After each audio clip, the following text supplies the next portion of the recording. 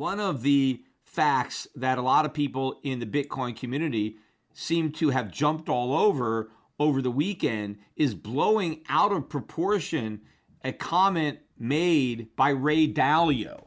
And Ray Dalio is the manager of the world's largest hedge fund. He's also my neighbor for my summer home here in Connecticut. He's not too far from me, though I don't really know him personally, but I may try to go out of my way to have a meeting with him. I think it would be a very interesting conversation that the two of us may have. So I may try to make that happen if he wants to meet with me.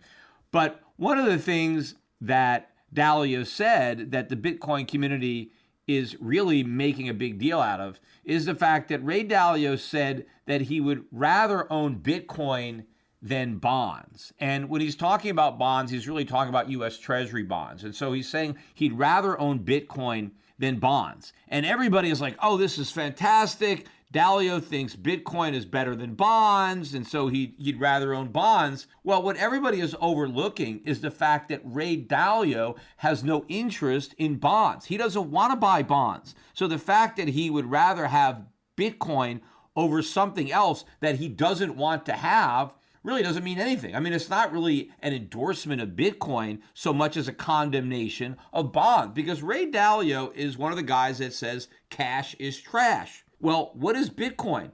Bitcoin is a promise to deliver that trash in the future. So if you think cash is trash, well, then you really think future delivery of trash is even worse, right? Because why would you want to get your trash in the future after it's depreciated in value? It's going to smell a lot worse if you got to wait 5 or 10 years to get it, right? So the fact that Ray Dalio knows that there's a lot of inflation, he wants to get out of U.S. dollars. He thinks U.S. dollars are trash, and so he thinks bonds, by extension, are even a worse smelling form of trash. Well, he clearly has no interest in bonds. So the fact that he prefers Bitcoin to something he absolutely has no intention of buying means nothing, right? It's not like Ray Dalio said, I'd rather have Bitcoin than gold. He didn't say that, and he would never say that because that's not true.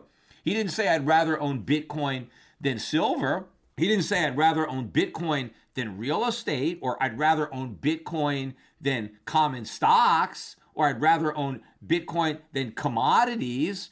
Or he didn't even say I'd rather own Bitcoin than the Swiss franc or some other foreign currency, because I don't think he'd rather own Bitcoin over any of those alternative assets. The only reason he'd own Bitcoin is if it was a choice between U.S. Treasuries and Bitcoin, and then Bitcoin wins the ugly contest by being less ugly than Treasuries. That's it. Now, yes, Ray Dalio did mention that he owns some Bitcoin, but what does that mean? The guy's a billionaire. How much Bitcoin does he own? I mean, maybe he bought a Bitcoin just for laughs, just, the way he might, go to a casino and gamble, or, whatever he would do for fun. Maybe he bought a Bitcoin. I don't know. But I mean, what did he pay? Maybe he paid $40,000, $50,000 for a Bitcoin. What's that? When you're a multi-billionaire, that's throwaway money. I seriously doubt that Ray Dalio allocated any kind of meaningful percentage, even 1%, even 1/10 of 1% to Bitcoin. So the fact that he may have bought a little bit of it just to play around with it means nothing. But of course, everybody in the Bitcoin community wants to hype this thing up and talk about how Ray Dalio now likes Bitcoin better than bonds, and therefore it's as good as bonds or better than bonds. And this is not an endorsement of Bitcoin. Look, I can come out and say, hey, I'd rather have Bitcoin than get cancer, right? If those are my choices, buy some Bitcoin or you're going to get cancer. Well, hell, I guess I'm going to buy Bitcoin. So does that mean I'm endorsing Bitcoin because I'd rather have Bitcoin than get cancer? No. I mean, if it's a choice between two things that I don't like,